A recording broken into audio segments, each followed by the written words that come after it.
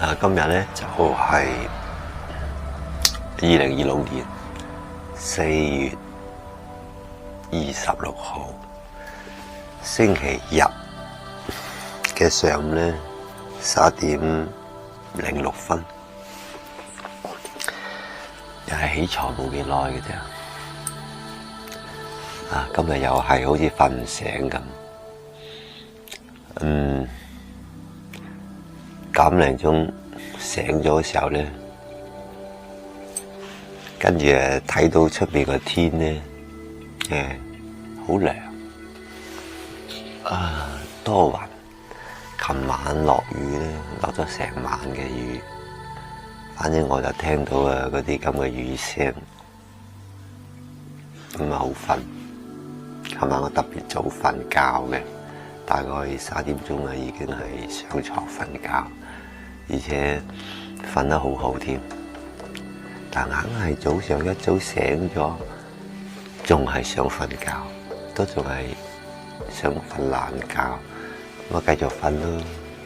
咁呢個天呢，因為落雨嘅原因啦，晚上咁陰陰凍嘅。咁或者呢個原因啩，咁想瞓多啲，咁一瞓到而家3點鐘啦，26號你將媽咪嘅照片放喺度先。啲茶葉就冇晒啦，啲台灣茶冇啦。冇咗之後咧，我咧飲咖啡啦，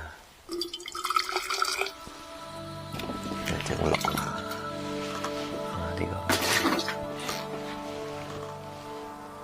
個咁清洗下佢，用啲熱水。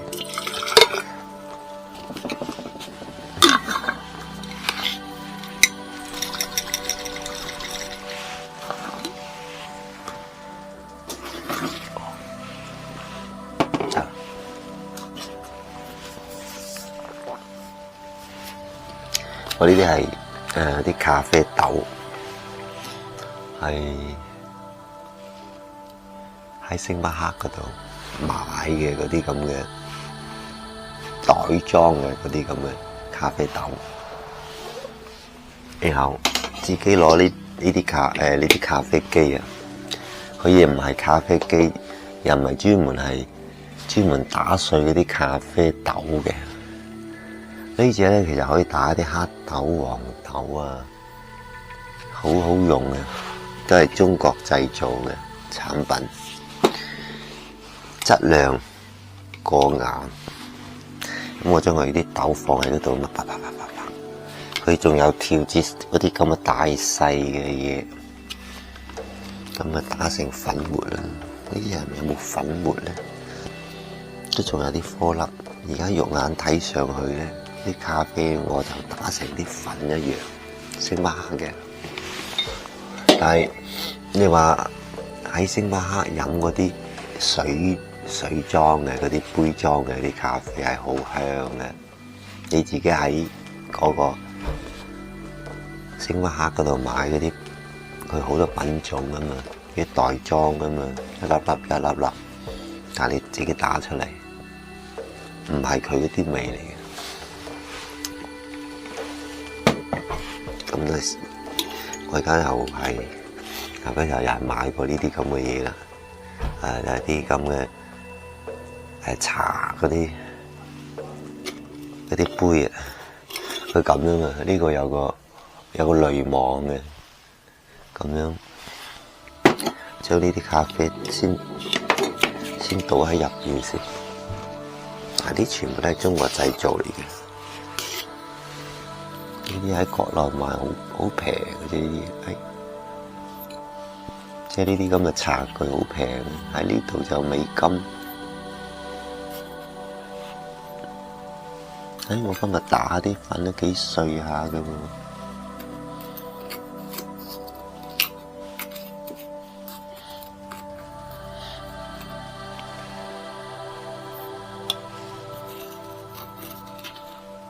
我先將佢呢啲咁嘅咖啡粉放喺呢個茶杯入邊。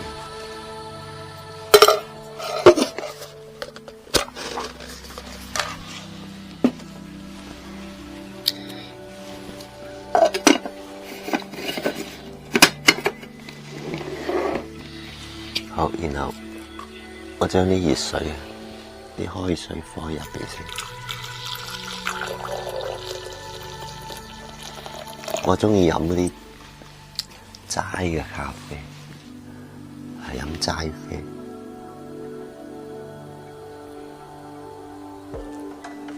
星巴克嗰啲齋啡好飲。咁如果而家你自己落嗰啲咁嘅打嘅粉去飲齋啡，啲味道就唔得。如果你想係將佢整成即係話稍微好啲咧，咁咪攞啲奶粉啊，幫埋啲少少啲糖，咁樣食起嚟就嗰啲味道稍微好少少咯。咁齋飲嗰啲嘢，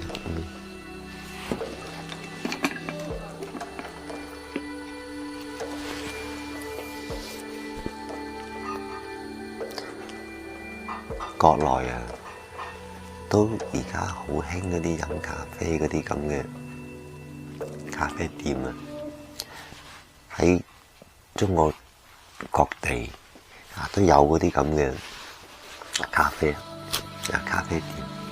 啊廣州有，佢未必係淨係星巴克獨市一間，仲有其他嗰啲咁嘅嘢。而且好多年輕人咧又鍾意飲咖啡，呢樣嘢就係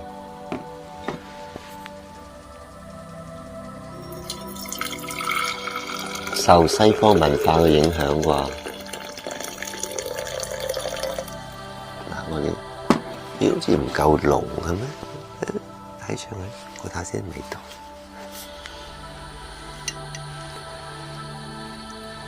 嗰啲飲啲咖啡唔平，而唔係話跟住咩西方嘅嗰啲咁嘅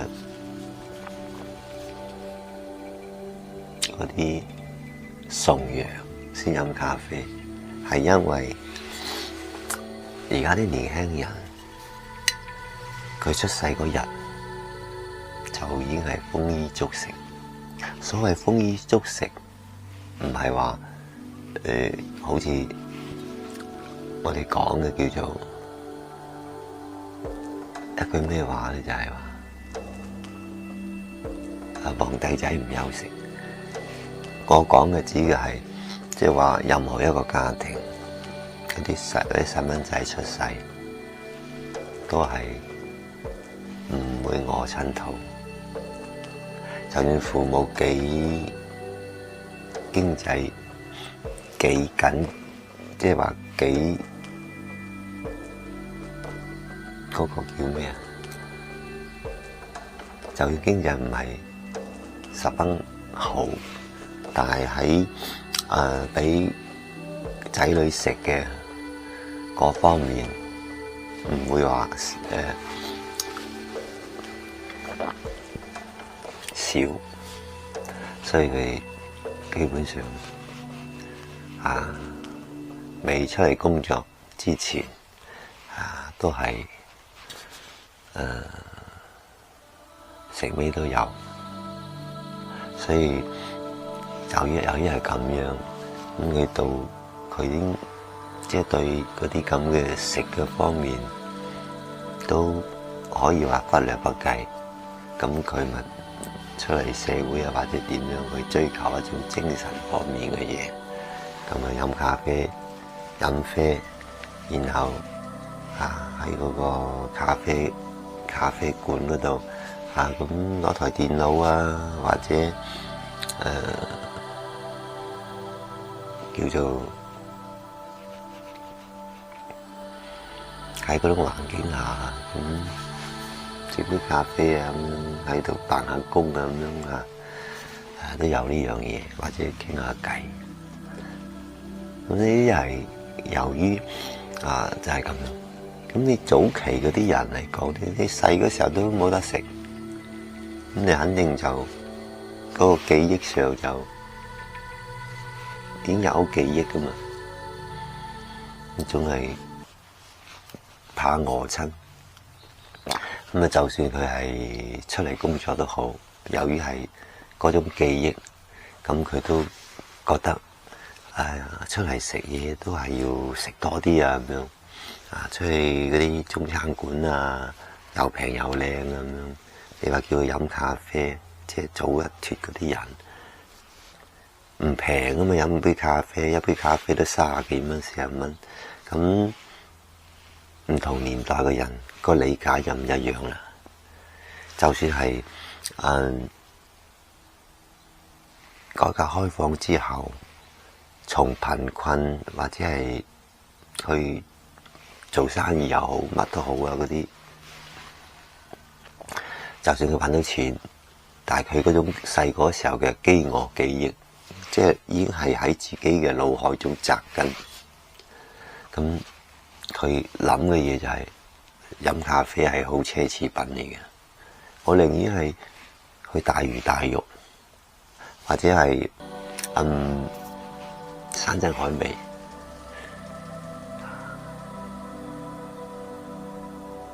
因為細嗰時候冇得食，咁經濟好啦，咁就諗嘅都係食魚啊，食咩咁呢啲係嗰時候啲記憶嚟嘅，細嗰時候嘅記憶。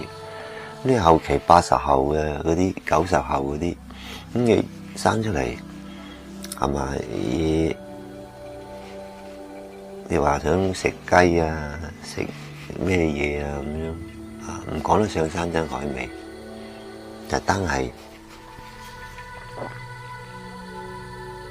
嗰啲咁嘅基本嘅肉類，牛肉、豬肉，你睇牛肉貴，咁咪豬肉咯，各式各樣都食。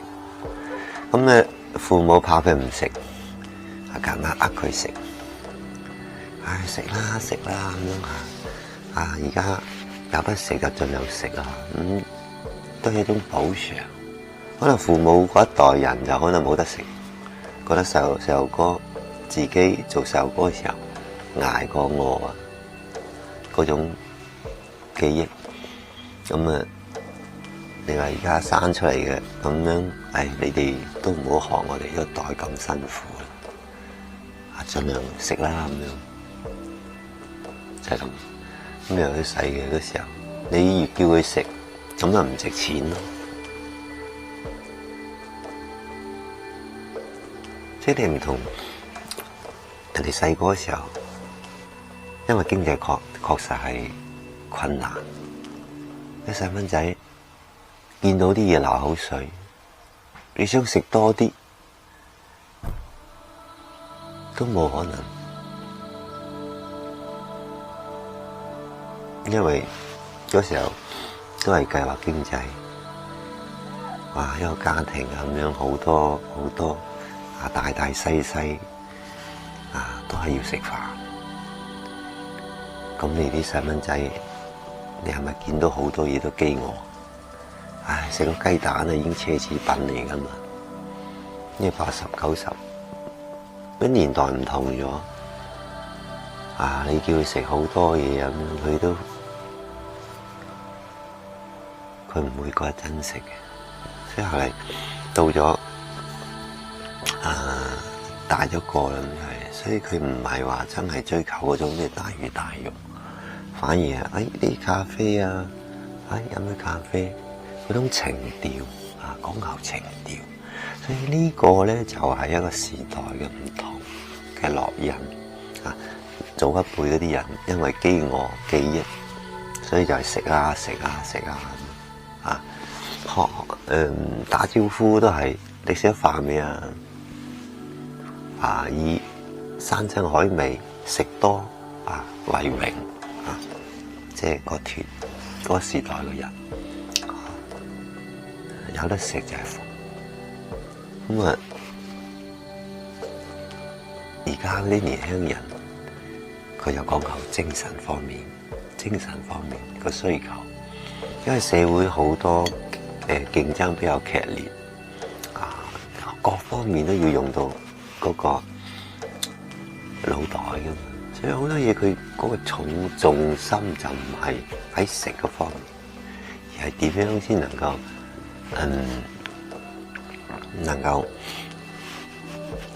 通過工作，仲有就係個精神上嘅解放，因為競爭太犀利啊嘛，所以產生咗焦慮咁好多嘢個精神嘅嗰種點樣先解決個精神焦慮啊嘛，即係講求一種攀比啦，咁呢啲嘢就係咁。所以佢唔係話以前單一嘅嗰一代人，就係我能夠食到肉，就係我嘅奮鬥嘅一個目標過去工作搵到錢改善一下伙食就係一個最大嘅追求。而家年輕人唔係啊嘛，而家佢唔係話我參加工作就係為咗食好啲，而係喺精神層面買車住大屋能夠去旅遊去咩咁樣，即係佢喺嗰方面。咁所以佢嘅精神嘅嗰個層面上嘅嗰個追求嚟講咧，就好容易有焦慮性。因為你以往嘅嗰啲人，佢雖然話即係話嗰個年代細個時候冇得食，所以咧佢參加工作，佢嘅目標又冇咁大只要能夠過得去就 OK 啦。能夠今日睇到去市場買到啲咁嘅好嘅餸咁樣嗰種滿足感。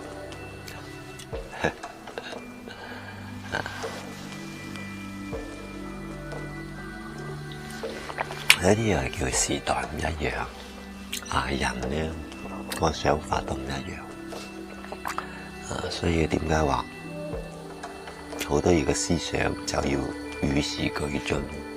胡錦濤年代講嘅與時俱進，就係你要不斷咁樣進化你嘅思想，同步先得。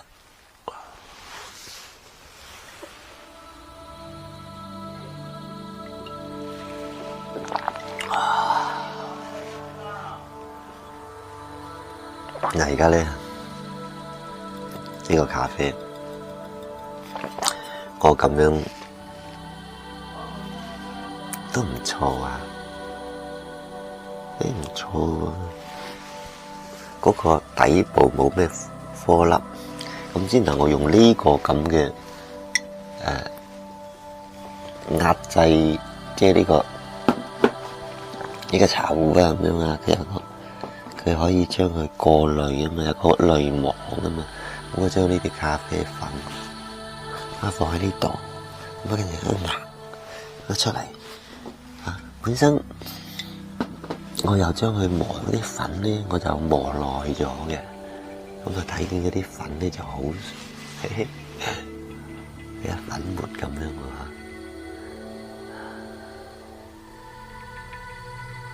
咁溶解喺水度就容易啦。咁我即刻杯啲嘢。咖啡飲咧就唔同飲開水，不係茶水。你話好似而家我揸住呢杯咁嘅咖啡咧，你係當茶水咁飲一啖一啖，我起碼都要飲好多杯。咁咖啡嚟講咧，又唔飲得多噶嘛，飲得多咧，你反而會跌震嘅，即係興奮。因為佢嗰個提神係比茶葉係比較強少少。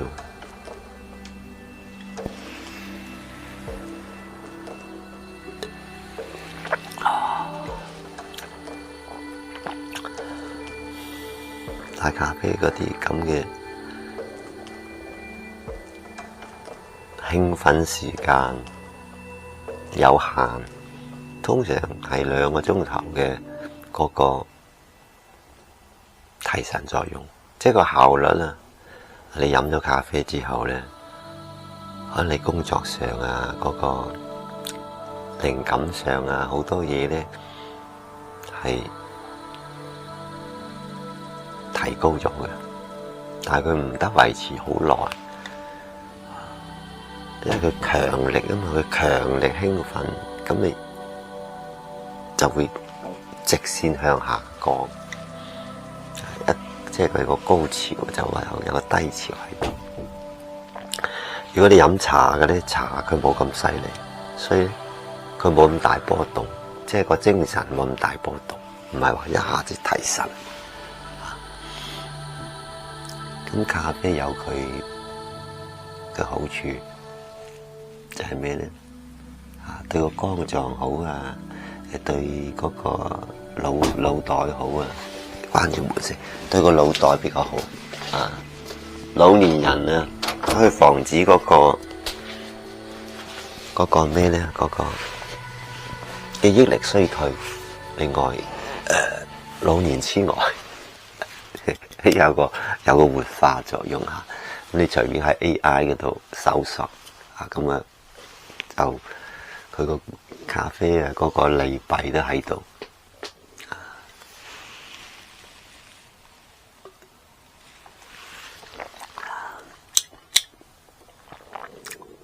我都試下睇下先。雖然話呢啖咖啡係星巴克度買嘅，我睇下先。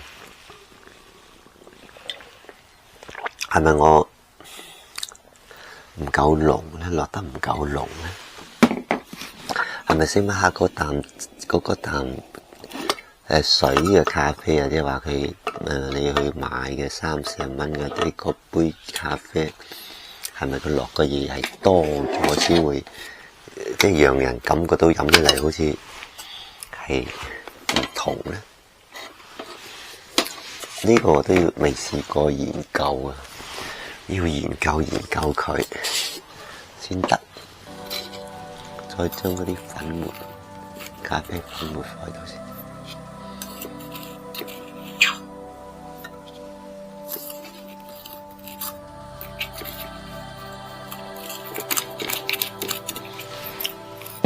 撩下佢。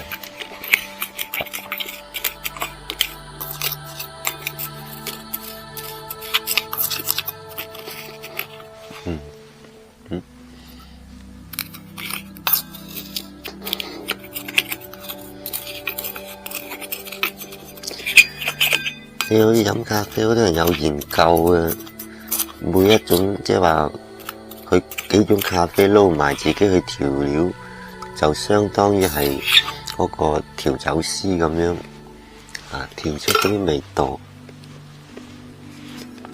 我相信行行都係有佢嗰個技術性喺度嘅，無論你係咖啡又好，茶又好，都係有一種技巧喺度嘅。你只有去嘗試，去不斷咁去調試佢咁樣，就其實有經驗。往往好多嘢都係工多藝熟嘅，有好多嘢。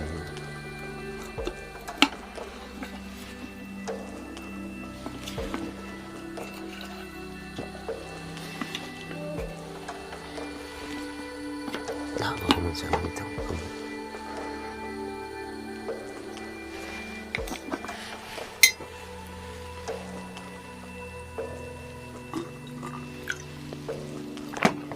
試下先。咁今日我將佢啲咖啡打成咁粉嘅粉末咧，咁我就唔使話去買嗰啲紙啊，即係嗰啲咁嘅濾網紙。墊喺上面咁樣濾啊。我都買過，一段時間買過，而家唔知放咗邊度。咁因為呢個咁嘅假粉機啊，咁整得咁粉末嘅嘢，都得coffee。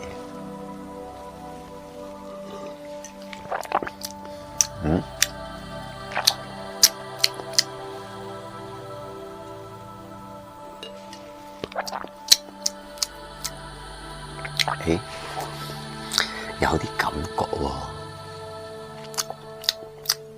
即係我中意飲嗰啲苦澀嘅嘢嘛。咁樣呢咖啡其實，如果我啲濃度高嘅話，咁佢咪苦咯。咁啱嘅係我嘅口味。咁或者可能以往嚟講咧，我落嘅水分多，唔得濃縮。咁你如果出去星巴克嗰度買嗰杯咖啡，可能係濃縮，咁你飲起嚟咧，好似係哇咁濃郁嘅咖啡咁樣，係咁。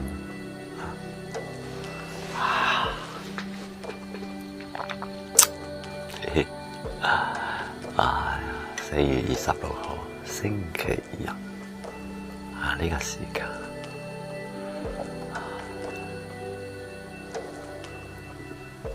又係一個假期啊！即係你當一種溫馨嘅一個假期啊，溫馨嘅早上啊，着晒啲燈啊，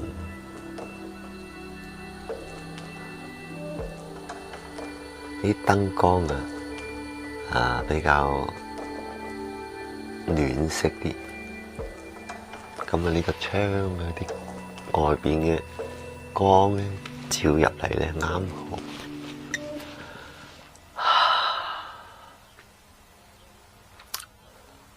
呢種光線好似啲酒店嘅房間嗰啲光線咁。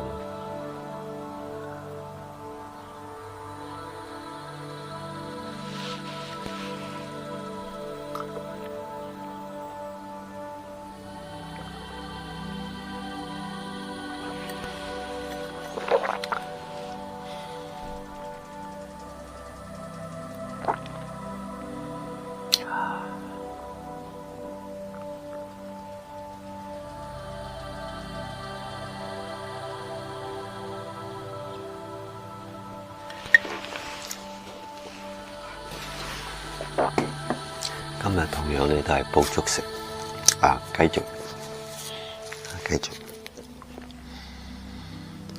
11點7個字半個鐘頭幾好。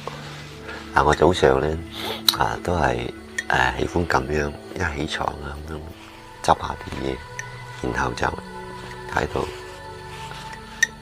出嚟蒲一蒲頭。我覺得幾好啊！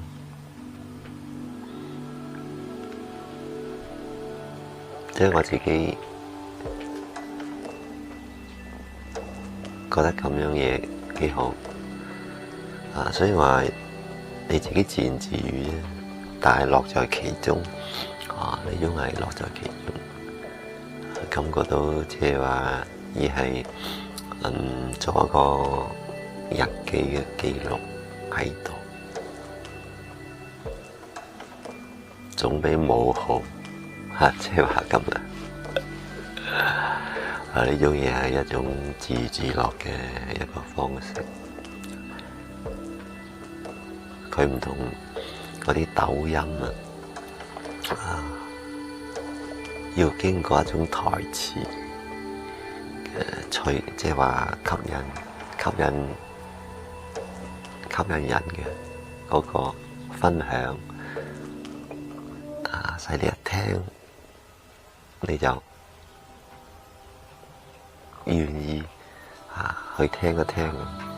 但我呢啲咧係生活上嘅嘢，係個人嘅嘢，就係純粹係一種習慣，總係每日有啲嘢記錄下。咁我亦覺得呢啲係一種生命，一種每日嘅一種生命嘅見證。咩叫生命嘅見證呢？因為光陰似箭，日月如梭，好多嘢咧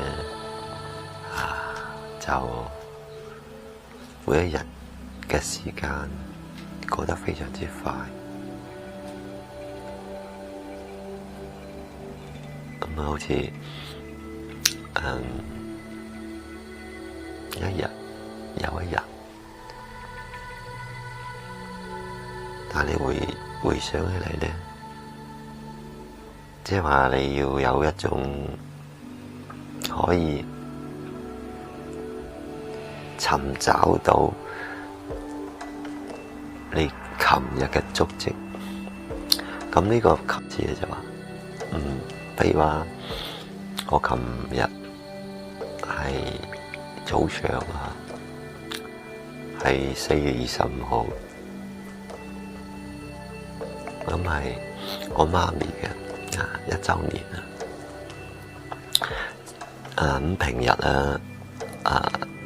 24號咧、23號咧，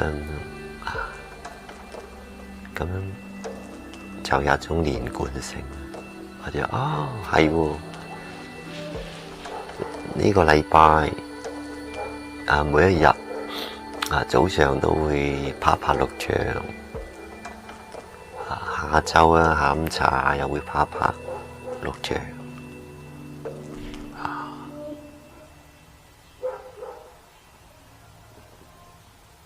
咁就係咯。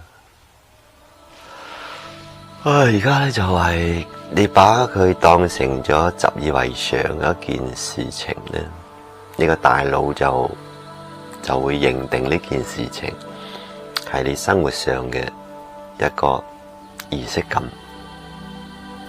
唔會當成係你在演戲，或者你會做上喺度，好似係一種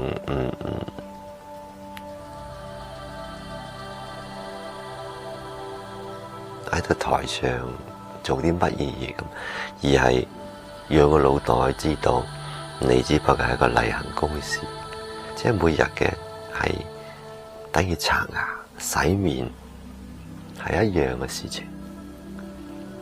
咁佢大腦就係我知道係咁。咁你唔會話覺得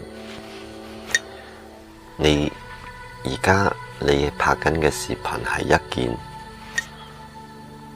去刻意去做嘅事情，而係你成為你嘅生活上嘅一個整體，一個整體嚟。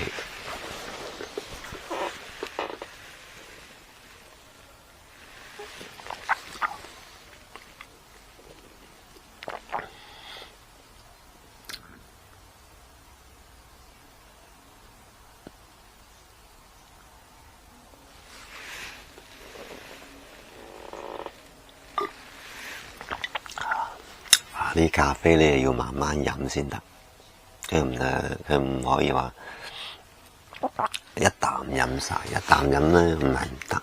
但係你如果飲得太多咖啡嘅話咧，都唔好。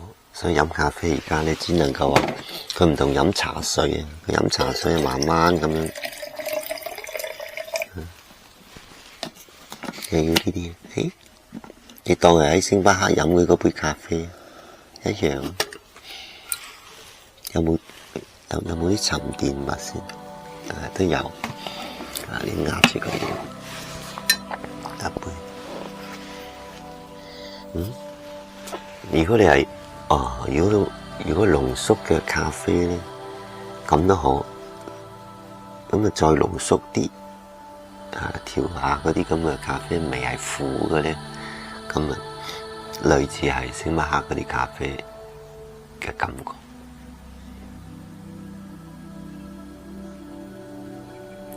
咁而家星巴克咖啡，我哋附近呢邊有2間。星巴克喺呢度就係有啲人啊，呢度啲人啊，有時係中意飲咖啡，但唔係話個個人都中意飲咖啡。咁如果去嗰度飲咖啡，咁你買杯咖啡拎喺部車度飲，又冇咩意思。咁你喺佢個咖啡嗰個咖啡屋嗰度坐喺度，咁你咁近屋企，咁又係冇意義。咁啊，不如喺屋企咁樣飲法幾好。都係好啊嘛。咁但係你如果係你出去旅遊啊，或者你去一個其他地方，咁又唔同。咁有時你都係坐下，搵個地方坐下咁。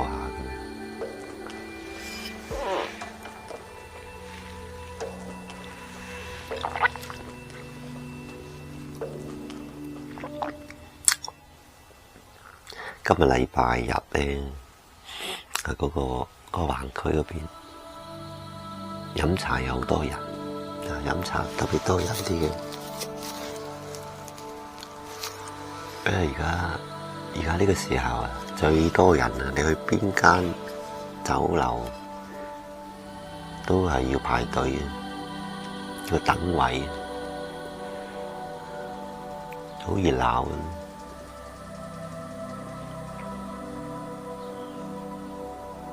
咁而家我可以起床啊，咁樣喺自己張台嗰度啊，整杯咖啡或者茶然後煲啲粥啊，又喺度講下嘢啊，咁樣，即係呢種效果。幫埋你去飲茶，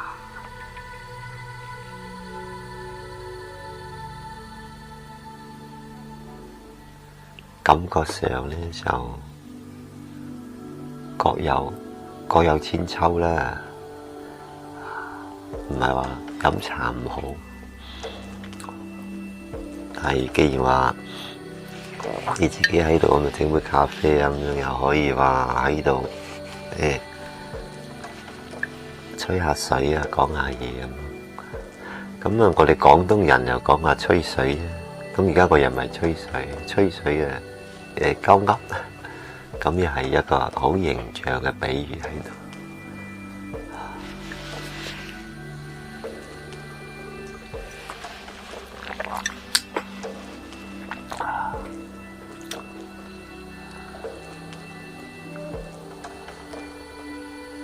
而家3點幾啊，3點9個字。呢個鐘頭都幾快。我係3點07分嗰時候喺度整咖啡啊嘛。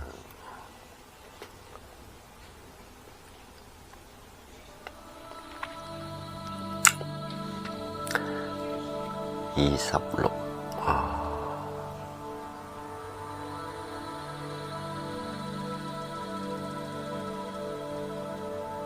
年琴日25號，我媽咪1年，而家又琴日上晝起床做咗個儀式感啦，我幫媽咪傾嘅，而家對咗幾好。做個儀式感咧，1年啊，咁樣每年咧做個儀式。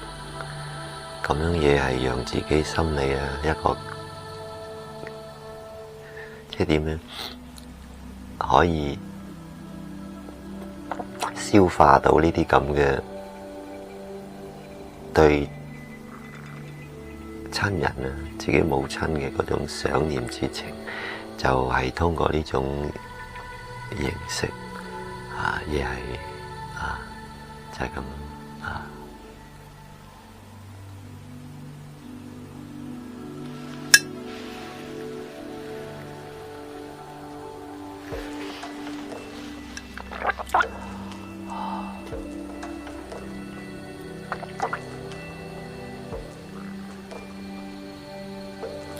喺出邊咧特別大風啲，即係窗外比較大風，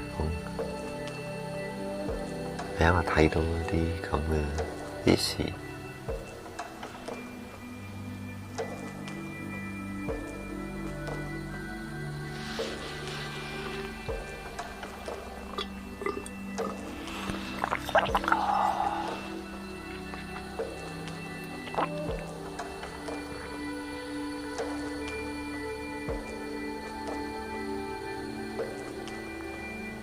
前日下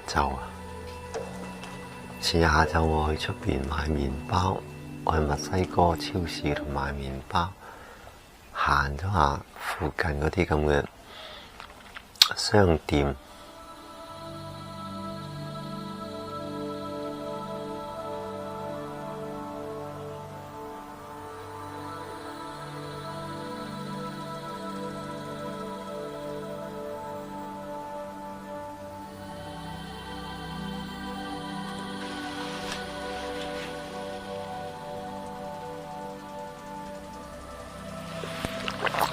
都冇咩話好多嘢買，不過有時咧出去行下嘢，未必係一定要買嘢。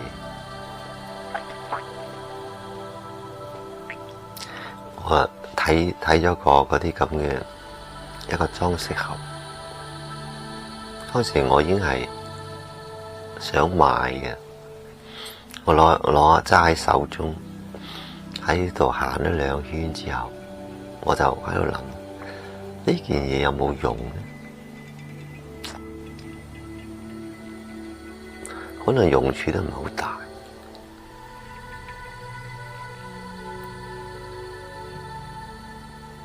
咁行兩下，我又跟住我就唔買啦。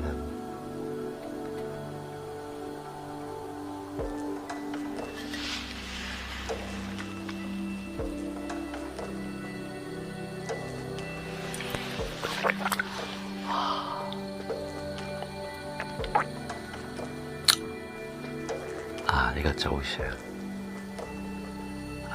到尋日差唔多中午，咁我咧就又係同樣煲粥，因為我琴日睇到一篇嘢啊嘛，盡量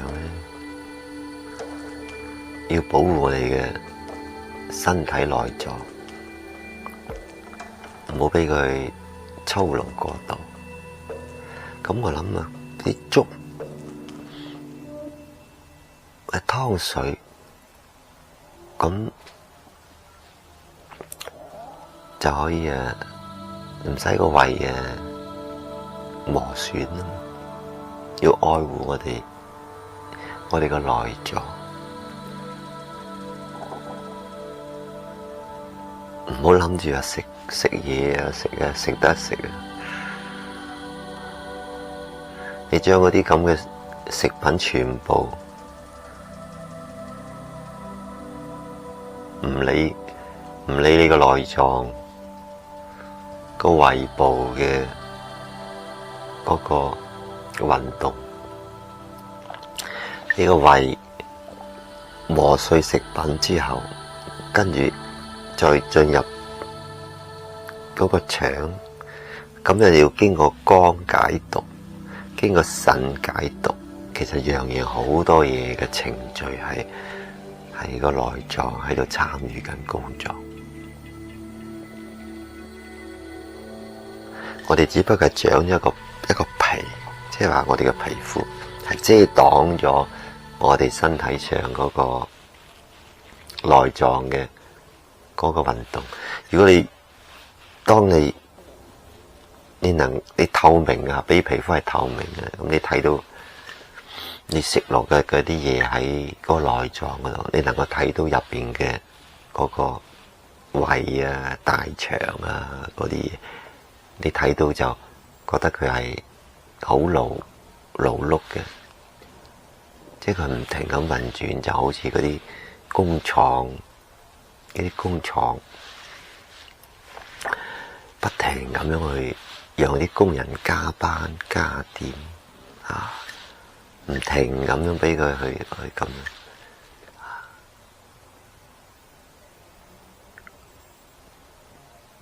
咁你係讓個內臟係操勞咗。我哋嘅身體好多嘢解毒、過濾，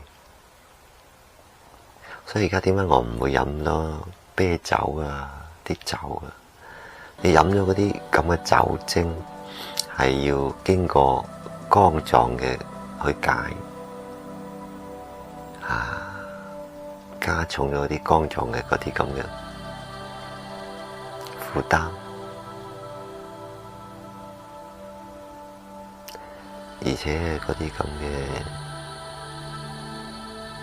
腎啊嗰啲嘢都係一個工廠嚟。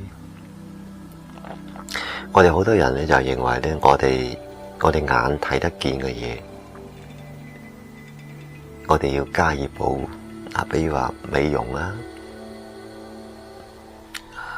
我哋嘅皮膚啊，我哋睇得到嘅皮膚，咁好啦，我買啲化妝品，我哋塗喺面上，塗喺嗰個手嗰度，睇見好靚咁咯。呢啲係外表嘅，咁你內臟嘅，你內臟你有冇去保養？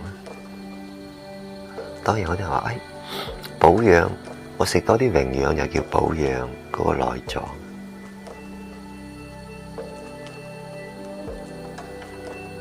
咁你入邊啲嘅機器喺度不停咁樣去，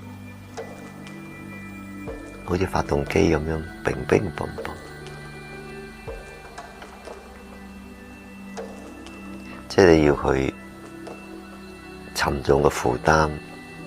產生嘅嗰啲營養去保養你個皮膚，去保養你嗰啲咁嘅身上嘅嗰啲咁嘅嘢，咁你始終就係唔理嗰啲咁嘅內臟嘅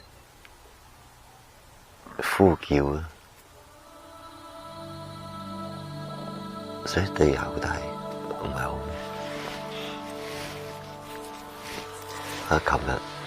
琴晚咧，我瞓覺嗰度都睇到個小紅書，有一個咧就派出所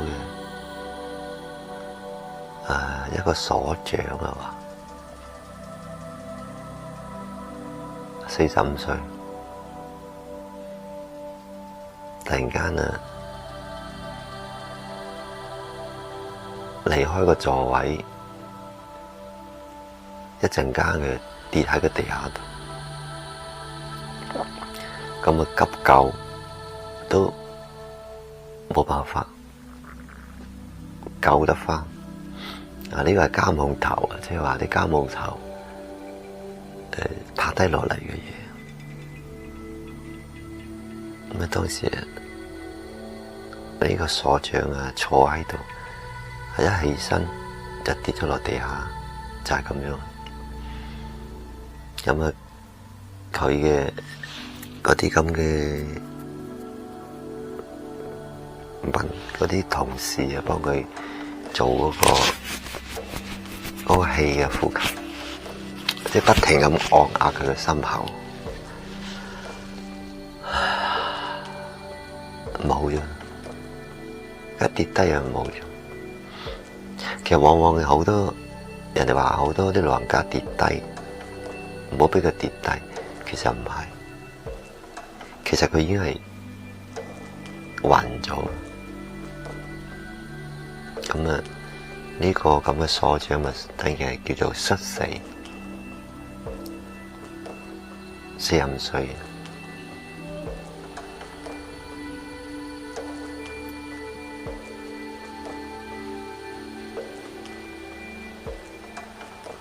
佢參加工作好似25年，即係做從輔警一直做到咩鎖匠。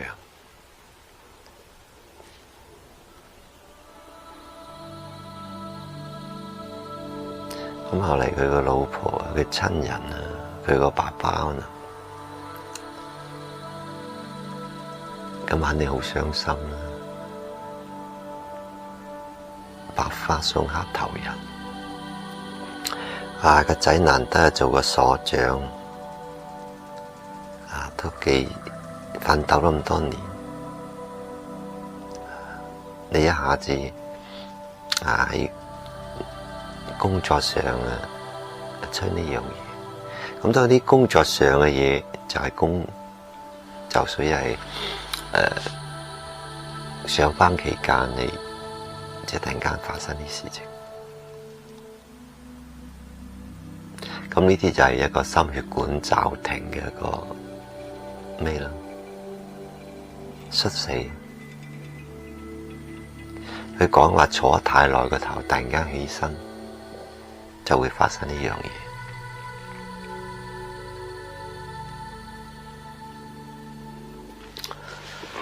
呢啲就係啲體質問題啦。所以啲嘢就人無常啊，一種無常。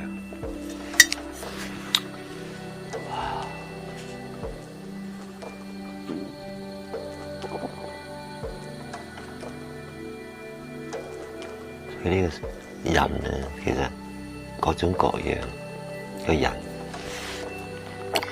都會係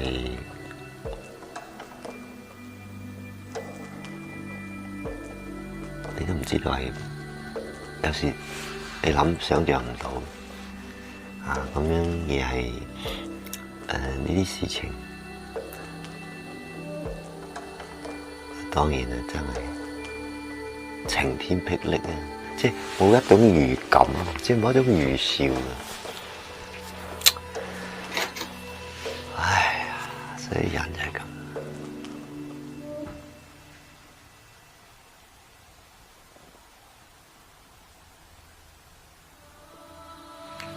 點解小紅書而家最多嗰啲咩20幾歲、30幾歲嗰啲有啲生癌，又喺度抗癌啲嘢就係咁。呢啲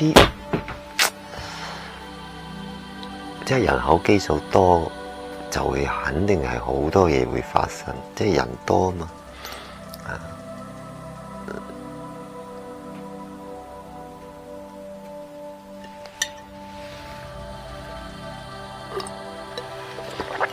你好有啲億萬嘅啲企業家咁樣，有啲都係英年早逝啊！佢財富不埋健康唔係同等掛鈎嗰啲嘢，唔係一個咁嘅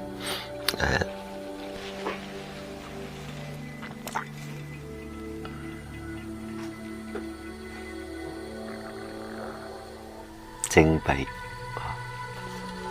財富與健康唔係正比關係啊嘛，好多嘢就係咁。有啲人研究學問，餐餐都食即食麵、方便麵，有啲年輕人工作加班加點滿腔熱血咁樣，但係爭分奪秒咁食啲咁嘅方便麵，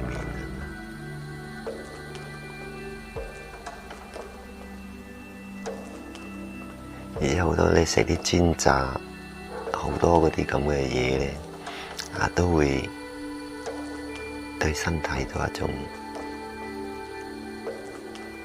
唔係咁好，所以話年輕人係一種驕傲，身體係一種驕傲，但係好多嘢就如果唔注意嘅話，其實亦會出現問題嘅。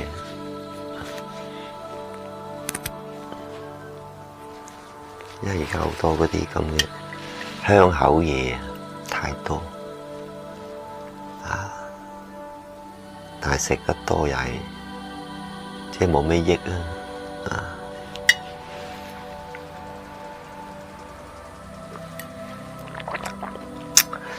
喺今日我啲咖啡可能一杯到啦，一杯咁，好似而家我喺星巴克度慢慢咁飲咖啡，就唔係話好似飲茶咁樣揸住個杯咕咕咕咕咕咁樣飲。我而家係慢慢咁，即係慢慢咁樣飲咖啡。其實咖啡就係咁樣，可能就係咁飲，就唔係俾你咕一聲去飲晒佢，係慢慢咁樣，即係邊飲咖啡啊，邊講下嘢咁樣啊，或者係其實都係一種意境啊，咖啡，我得聞下先。如果你真係想佢香嘅，可能再濃少少，你再落多啲咖啡濃少少咁樣，嗰啲有啲咁嘅香味。不過啲咖啡已經係開咗咁，即係話已經係打開咗嗰個咖啡嘅嗰啲咁嘅包裝盒，咁有好多嗰啲咁嘅咖啡嘅香味都散發出去。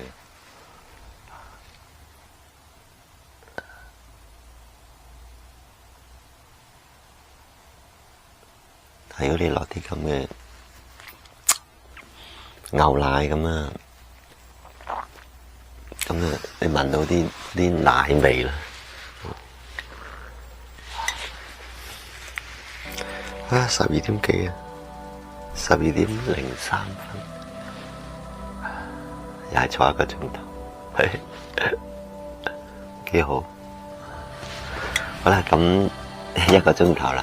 一陣間再傾啦，咁樣而家我去煲粥，煲啲粥，然後一陣間先再食粥嘅時候先再講。